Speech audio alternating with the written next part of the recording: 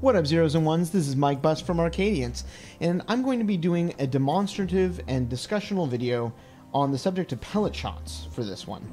You know, I have to confess, I almost didn't do this, because I thought that, pellet shots are essentially self-explanatory, I felt. And I almost didn't do this. I decided to do a little bit of research just for laughs to see what was on YouTube and what kind of information was being visually presented about pellet shots in general. And I have to say I was appalled. I was appalled at the kind of information that was being put out there about pellet shots. I'm going to do my own demonstration and show you how I think these shots should be used, what the general philosophy is behind them, and how they essentially work. My benchmark for this is going to be a single-player run-through with a level-appropriate equipment of Dangerous Waters, which is Gobble and Royal Ludroth in the Flooded Forest. So, pellet shots. Each level of pellet shot has one more shot available to it in order to do damage, and they do 5% attack per shot. Pellet level 1 does 3 shots, pellet level 2 does 4, and pellet level 3 does 5. So if you look at pellet level 3, which is what I'm using here, you can see that the damage potential is 25% of your raw. It's about half that as far as damage output as when compared to elemental shots or pierce shots. Now, the way that pellet shots work, Mizarion has pointed this out, and he's made a great case for how this works.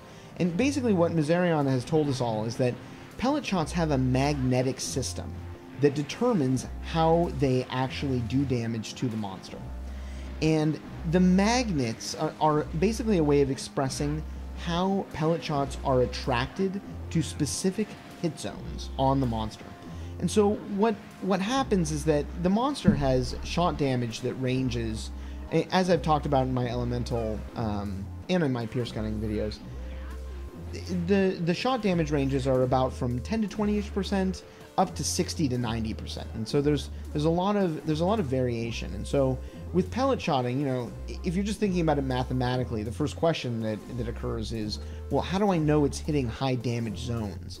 And the answer to that is that you really don't, but pellet shot is well designed, and it's well designed to hit the monster in good places. Like, let's take Royal Ludroth here, for example. His weak point to shot damage is his face, and just look at that. I mean, it's just, as long as he's conically facing me, the magnet on his face is going to pick up almost all of those hits. You'll see with Gobble, when there's a lot of occasions where I'm shooting Gobble from the side and his legs are right in front of me, but even so, it's still his chest / stomach area, which is the primary hit point for shot damage on Gobble, still takes a ton of hits, even though there's technically other body parts that are kind of out there. By comparison, on Gobble, you'll see this later, hopefully, the pellet shots rarely hit his lantern. I mean, getting them to hit his lantern either requires some weird aiming or some odd physical positioning, because, like, I just couldn't really get it to happen in this run very often. But nevertheless, it was hitting his chest, stomach area quite often, and was obviously magnetized to those kind of hit zones. So there's a lot to consider with pellet shots in terms of the general philosophy and how they're used. Basically, your first objective is to avoid the monster. Your second objective is to mind your range. Now, the range on which pellet shots are optimal is pretty variable. It's essentially, I think Vampire Cosmonaut described it as 3 to 5 rolls from the monster, and I'd say that's absolutely correct. I think 3 is like, 3 rolls away from the monster is like absolutely perfect. Excuse me, sorry about that. So the idea is to avoid the monster, mind your range, and basically keep attacking. I mean, the pellet shots do all of the aiming for you. In a way, the philosophy behind pellet shotting is like the equal opposite of elemental gunning. Because it has about half the damage output, maybe a little less than pierce shots. It can pick up a little more if you use pellet shot boost, because pellet shot boost is a 1.3 multiplier, which is quite high. But basically what's happening is, when I say that it's the equal opposite of elemental shots, you have this more generalized damage pattern because of the confluence of damage output and damage inputs on the monster. And as a result of that, they're kind of letting you not be as stressed out about your aiming. And so elemental shots do serve the same thing, but you still have to aim, however your range you don't have to worry about. And so where pellet shots really excel is if you're good at managing your defense against the monster while you're 3 rolls away and you just basically rarely get hit, pellet shots are amazing. I mean, you basically just have this situation where you're always at a good range to avoid the monster and evade their attacks, and just keep attacking them constantly.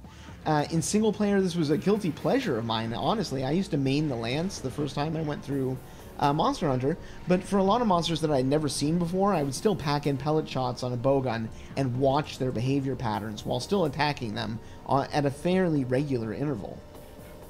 There's some controversy about pellet shot in multiplayer, and the idea is that since pellet shot, works on these magnets, hunters have magnets on them too. The pellet shots get attracted to the hunter magnets and interrupt people's actions. And I think the only weapon class that's essentially null and void from this, I think, is longswords when they're doing the spirit combo. To the best of my knowledge, they do not get interrupted by pellet shots. Although I could be wrong about that, and I apologize if I am. But I know there are ways to get around this particular problem. If you look back in my videos, sorry for whoring my channel, many apologies. But if you do look back in my videos, there was a video I did of Diablos, and I think the time of it was like 6:53. There was a hunter whose IGN was Daniel, and he had a way of aiming his bowgun upwards so as to get the pellet shots to connect with only the monster and not the other hunters. And so I know I said before that there's no aiming involved in pellet shots, and there obviously is. There's like a cloud of effect, where as long as there are magnets within that cloud, all of the shots, if based on the range, the number of shots available will hit that within that like cloud range of effect.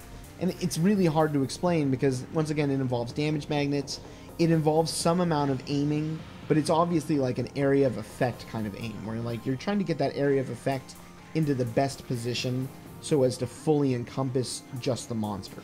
And so like I said in that Diablos video, Daniel was able to use pellet shots, hit Diablos' tail to the best of my recollection, and didn't hit any of us. And there was 2 Blade Masters, and myself and Daniel were both gunning.